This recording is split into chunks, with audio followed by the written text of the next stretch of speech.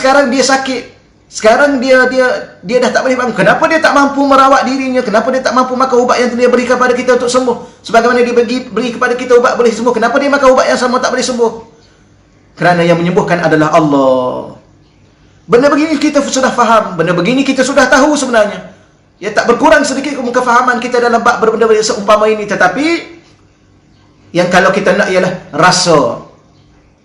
Tolonglah aku ya Allah supaya aku merasai bahawa Allah sebenar-benarnya yang mengatur segala-galanya. Tapi kalau dah macam tu, bagaimana pula adakah kita kena apa? Kalau macam tu Ustaz serah je lah pada Allah semuanya. Tak boleh. Ya, kerana akidah di sunnah wal jamaah mesti ada al-kasbu wal ikhtiyar. Ada usaha dan ikhtiar. Kena ada usaha yang kita kena lakukan.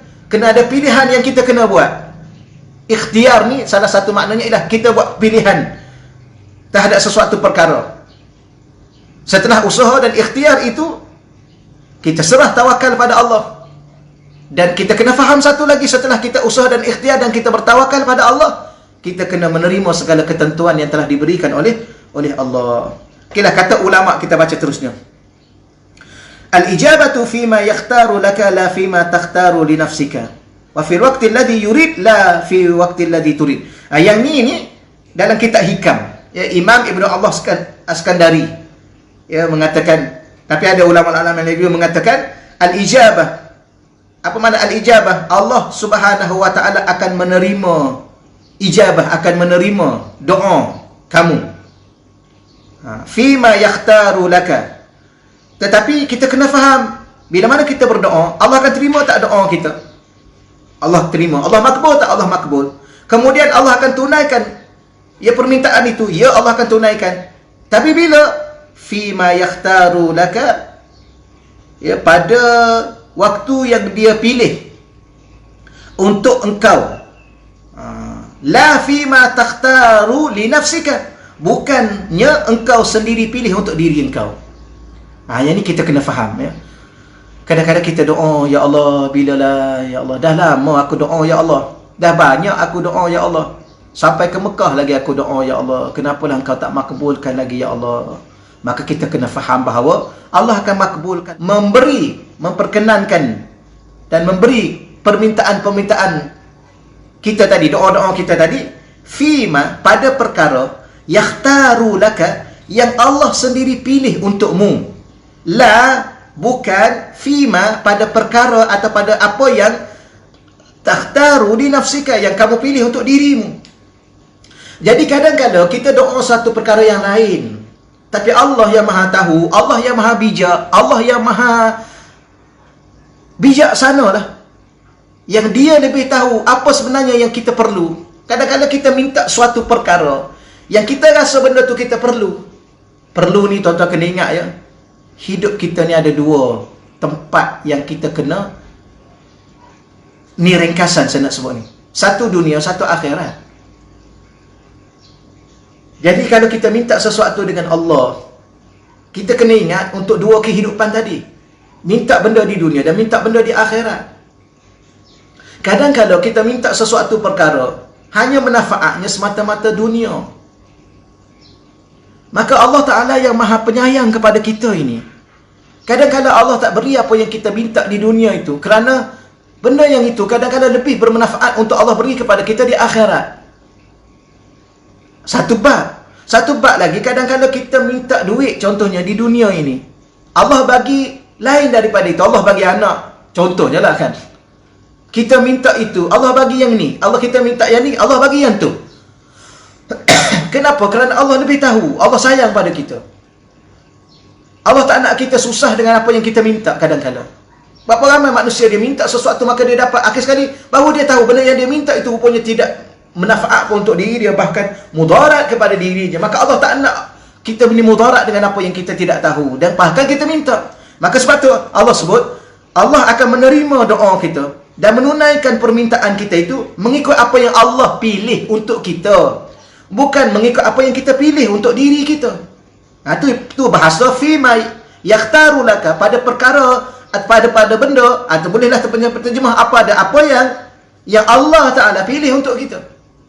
Macam saya sebut contoh sebelum ni kan, kalau Allah beri peluang kepada kita untuk lahir atas muka dunia ni.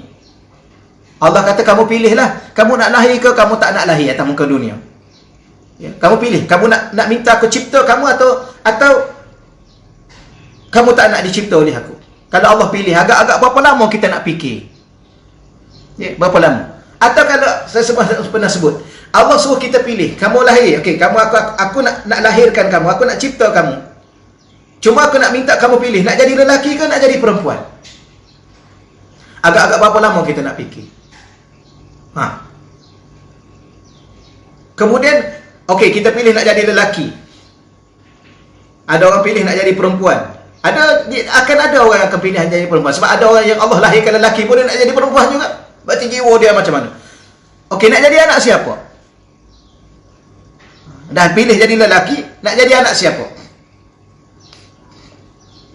Dah hakik sekali, rasanya tak tahu lahir ke tak lahir kita ni. Jadi kadang-kadang Allah pilih untuk kita. Maka inilah yang terbaik. Maka kita sebagai lelaki, saya dipilih sebagai lelaki, perempuan dipilih sebagai orang perempuan. Maka inilah yang terbaik, pilihan Allah ke atas kita. Okey, kalau kita sudah faham bahawa kita lahir sebagai seorang lelaki ni, itulah pilihan terbaik untuk Allah, pilihan terbaik daripada Allah kepada diri kita. Maka bagaimana dengan yang lain? Sudah tentu lebih baik pilihan Allah. Maka sebab itulah dikatakan, jangan kita rasa, ya Allah aku dah doa, ya Allah aku dah usaha, ya Allah aku dah rancang semua, ya Allah kenapa tak jadi ni, ya Allah? Kenapa jadi begini? Aku nak begini, kenapa jadi begini? Kerana itu adalah pilihan Allah untuk diri kita yang lebih baik. Wa fi waqtil ladzi yurid. Di situ baru bicara tentang waktu. Ya. Dan Allah akan pilih sesuatu pada kita pula fi waqtil ladzi yurid. Ya, pada waktu yang Dia kehendaki. Waktu itu. Kita kata kita nak sesuatu bila? Ya, minggu depan. Allah tak bagi minggu depan, Allah bagi bulan depan. Waktunya.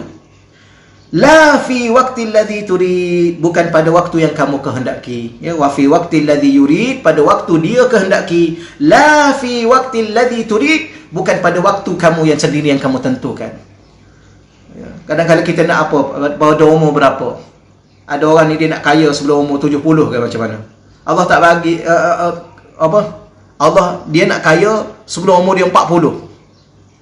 Allah tak bagi masa umur 40. Allah bagi masa dia umur 50. Masa umur dia 60.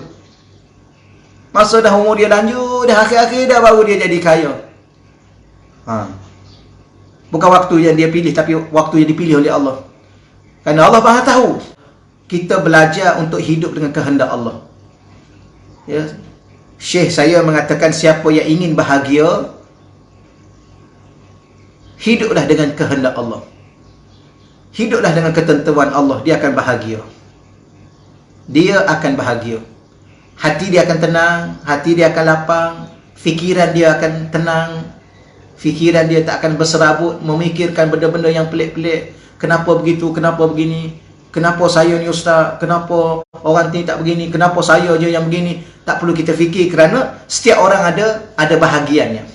Tuan-tuan, kadang-kadang kita berjalan di atas laluan yang sama, jalan yang sama, tetapi 1001 kehidupan yang berlaku ke atas orang yang melalui jalan yang sama.